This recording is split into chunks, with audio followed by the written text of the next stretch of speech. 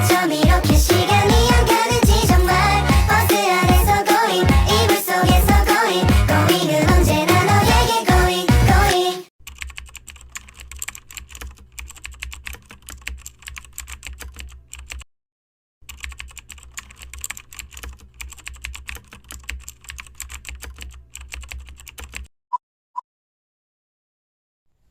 Assalamualaikum warahmatullahi wabarakatuh. Perkenalkan Ibu, saya Feby Dwi Lestari. Saya mahasiswa dari UIN Gusdur Pekalongan dari jurusan Hukum Tata Negara. Saya di sini izin untuk mewawancara Ibu atas nama Ibu siapa? Bu Endang Sri Rezeki. Baik. Saya di sini izin ya Bu untuk mewawancara Ibu, apakah boleh? Boleh, monggo. Yang pertama saya akan melontarkan 5 pertanyaan ya Bu. Yang pertama itu saya akan pertanyaan bagaimana partisipasi politik masyarakat dalam pemilu pada tahun ini. Partisipasi masyarakat ya. Ini dalam kejadiannya menjelang pemilu ya, terutama ini pemilu nanti sudah dekat. Nah, partisipasi masyarakat itu sangatlah penting dan sangatlah kuat. Salah suatu demokrasi itu tidak akan berjalan tanpanya adanya partisipasi masyarakat. Karena semua masyarakat punya hak dan kewajiban, semua punya hak yang sama dalam baik itu pemilihan suatu pemimpin daerah maupun apalagi ini pemilihan presiden adalah menjadi pemimpin negara, terutama negara Indonesia menjadi adalah nomor 1 yang ada di Indonesia. Maka itu adanya demokrasi atau tiga berjalan lancar, juga berjalan baik, bukan lagi ada hasilnya, adalah peran pertama adalah masyarakat. Tanpa adanya pemilih, suatu demokrasi tidak akan berjalan. Makanya suatu negara demokrasi akan berjalan itu mesti membutuhkan suatu partisipasi masyarakat, karena suatu akan menjadikan demokrasi lebih bagus dan akan menjadikan demokrasi yang transparan antara nanti baik itu dalam pemilihan presiden maupun pemilihan pemimpin daerah seperti pemilihan bupati atau pemilihan yang lain lah. Intinya pertama kalau desa pemilihan kepala desa, itu semua adalah suatu hasil partisipasi masyarakat. Oke, untuk pertanyaan yang kedua, apakah dalam penyelenggaraan pemilu tahun ini terdapat hambatan dan juga permasalahan dalam pelaksanaannya? Ya, kalau hambatan itu pasti ada, walaupun hambatannya itu ya tidak seberat lah. Intinya semua terutama hambatan itu ada satu daerah juga ada. Karena apa? Satu daerah kan masing-masing, ada yang daerah sulit dijangkau dan ada daerah yang tengah kota kan mudah. Tapi itu semua tidak menjadikan suatu hambatan yang tidak terjadinya suatu pemilihan. Tapi itu semua bisa diatasi. Kita juga sebagai warga negara yang baik, mungkin kalau kita sosial kepada masyarakat bahwa pentingnya suatu demokrasi pula adalah sangat penting. Hambatan itu banyak kan, tidak cuma hambatan di dalam kontribusi alat-alat pemilu, tapi juga hambatan-hambatan dalam kita menyampaikan visi dan misi masing-masing dari calon ataupun dari terutama kan banyak ini ya partai-partai baru itu mesti ada. Tapi semua itu tidak menjadikan suatu kendala atau jadikan suatu sebab tidak terjadinya suatu pemilu, karena itu semua sudah dirancang dan sudah diatur dalam undang-undang. Makanya hambatan itu jangan jadikan suatu patokan bahwa pemilu tidak akan terjadi. Itu yang kita intinya kita inginkan. Semoga hambatan-hambatan yang kecil maupun hambatan tidak akan terjadi. Walaupun kita akan menghindar, mesti ada suatu terjadi hambatan. Tidak akan mudah atau mulus 100% suatu pemilihan ataupun itu tidak ada hambatan. Pasti sedikit pun pasti ada hambatan. Tapi semua kita harus menjalankan semuanya. Semoga pemilu tahun ini sukses dan menjadi pemilu dan dapat mendapatkan pemimpin yang itu mementingkan atau mengabdi untuk kepentingan masyarakat. Untuk pertanyaan yang ketiga yang akan saya tanyakan, peran media sosial dalam peningkatan partisipasi pemilih pemula pada kalangan pelajar. Bagaimana Pak? Oh, sebagai generasi muda itu ya, ini kalau saya lihat ya dari info-info atau kita akses itu untuk pemilih tahun sekarang itu adalah banyak generasi muda atau generasi awal, terutama mahasiswa yang umurnya sudah mencapai untuk punya hak dan kewajiban dalam pemilu. Itu semua kalau lihat kita dari survei memang untuk tahun ini banyakkan generasi muda, tapi itu adalah menjadi motivasi ya, jangan menjadikan satu hambatan, karena generasi muda adalah generasi penerus. Kita sebagai yang tua, sebagai yang punya pengalaman dulu, kita harus membagi ilmu atau membagikan bagaimana generasi perannya, karena itu sangatlah penting. Kita sebagai generasi muda harus punya semangat dalam pemilu ini, jangan ikut-ikutan dengan adanya info-info, ternyata info-info yang hoax atau info-info yang akan salah kaprah. Itu semua karena generasi muda adalah suatu generasi yang akan meneruskan kemajuan negara ini. Tanpa generasi muda kita pupuk dari sekarang, maka tidak akan mungkin terbangun lagi, karena generasi adalah generasi penerus.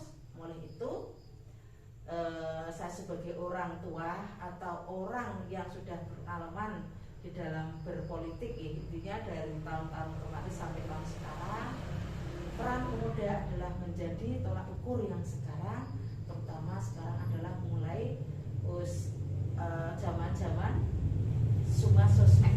Oleh itu sebagai generasi seperti adik-adik ini ya, yang menjadi suatu mahasiswa, adik ini sudah mulai, ini kan mungkin sudah ikut pemilu ya tahun sekarang. Ini tahun pertama. Tahun pertama, alhamdulillah. Monggo, menurut ibu, monggo lah gunakan kesempatan ini yang baik.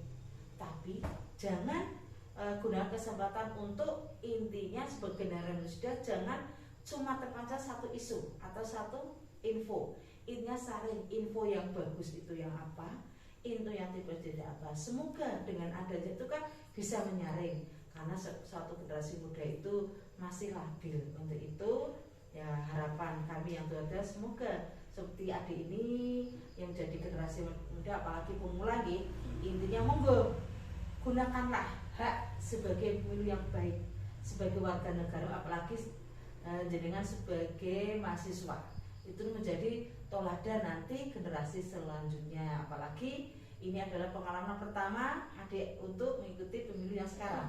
Ya gunakanlah hak panjenengan untuk mengikuti pemilu yang baik. Tidak usah antara boleh mengkritik, tapi satu pesannya, kritik adalah kritik yang membangun. Mahasiswa boleh mengkritik suatu pemerintah boleh, tapi kritiknya adalah kritik yang membangun. Jangan kritik yang cuma punya info sekilas, belum mesti info itu baik atau itu benar, langsung disampaikan dengan tidak punya fakta atau bukti yang jelas. Itulah pesan dari ibu. Semoga adik ini sebagai generasi gunakan hak dan kewajiban adik yang sebaik-sebaiknya. Itu. Untuk pertanyaan yang nomor 4 ya Bu, kira-kira apa saja contoh gejala sosial politik yang sering terjadi di daerah sekitar Ibu? Gejala sosial. Sosial itu kan banyak ya. Satu, juga tidak cuma antara satu orang dengan orang lain, tapi ada suatu politik. Sekarang kan macam-macam partai ya, utama sekarang banyak partai baru. Kemungkinan itu kalau terutama di daerah pedesaan itu kan masyarakatnya itu dalam politik itu ada yang milih itu sudah menjadi keturunan keluarga. Semua dari keluarganya dulu, dari mbahnya itu milih partai A, itu nyamin ada menentukan dari keluarga itu harus milih A. Tapi ada ya, karena ya tidak semuanya sih, tapi kebanyakan itu kalau di kampung, di desa itu partai politik adalah menurut dari orang tuanya. Tapi menurut saya sekarang kan sudah zaman modern, juga sudah zaman pendidikan tidak seperti dulu. Semua SDM sekarang sudah apanya sudah merata baik di desa maupun di kota adalah sama. Sekarang pendidikan di kota, di desa tidak kalah seperti di kota. Sekarang banyak mahasiswa seperti adik kan dan juga dari kampung dan desa sekarang menjadi suatu masalah di UIN. Tapi bentrokan mesti ada. Tapi selagi kita saling menjaga antara bentrokan satu dan satunya, saling main apa tujuan dari masing-masing partai, mungkin sebagai generasi muda tahulah memilah tuh, karena masing-masing dari kubu politik itu ada tujuan dan visinya masing-masing. Mungkin kalau kita yang di daerah yang masyarakatnya lingkungnya itu SDM-nya rendah, belum tahu visi dari politik ini apa, misi dari politiknya belum tahu, jadi menjadi suatu bentrokan. Tapi karena dengan nantinya ada sosialisasi dari masing-masing partai, terutama partai yang baru ya di masyarakat, itu kan harus mensosialisasikan ini loh tujuan partai saya seperti ini, juga punya visi dan misi.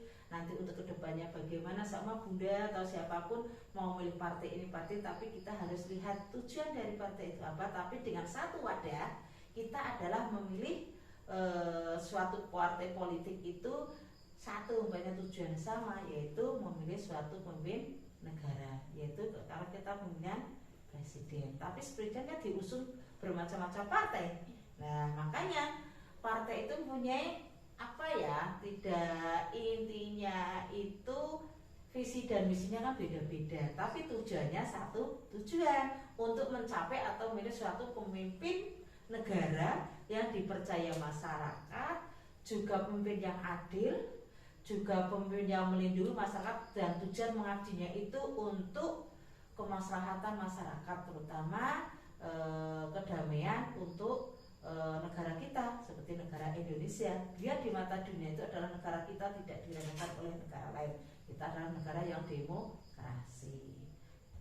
Ini untuk pertanyaan yang terakhir yang punya. Oh ya, monggo. Sekiranya bagaimana pendapat Ibu untuk saran untuk mengatasi adanya gejala sosial yang terjadi, sosial politik?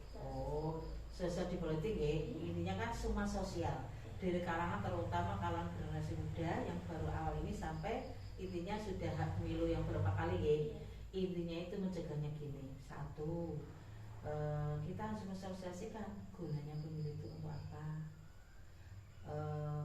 Karena dengan adanya pemilu kita adalah suatu negara yang demokrasi, dan mencegahnya itu ya kita saling partisipasi. Satu, adanya seumpama ada sosialisasi, saat adanya apa ya, ini ada sosialisasi biar masyarakat tahu loh ini cara milihnya. Terus juga adanya sosialisasi cara nanti penoblosan, baik itu dari masing-masing partai ya, ini juga ada. Itu nanti seumpama ini dari biasanya ada sosialisasi dari yang sudah-sudah itu kan, terutama di kampung-kampung itu kan banyak suatu jamaah atau tahlil atau apa itu gitu kan.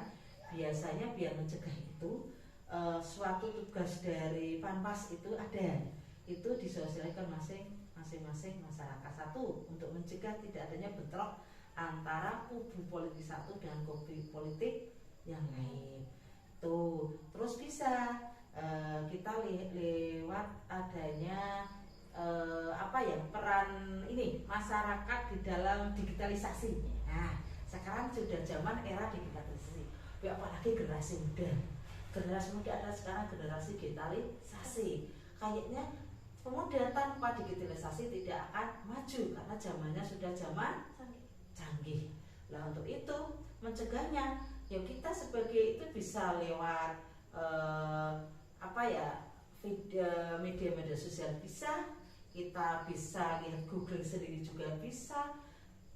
Intinya media itu bisa ada sisi baiknya juga ada sisi buruknya.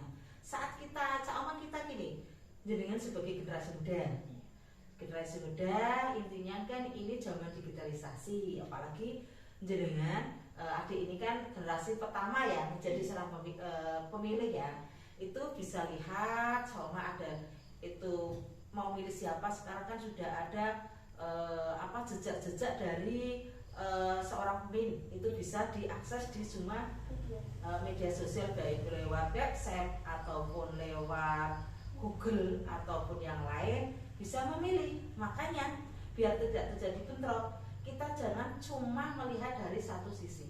Sama ini kan ada 3 calon pemimpin. Ini ada boleh mimpin nomor 1 boleh, nomor 2 boleh, nomor 3 juga boleh. Itu bebas menurut hati nurani sendiri-sendiri, tidak boleh atau tidak kita masakan sama ini adik ini wawancara dengan saya memilih antara 3, ada salah satunya besok ikut saya ya karena sudah wawancara.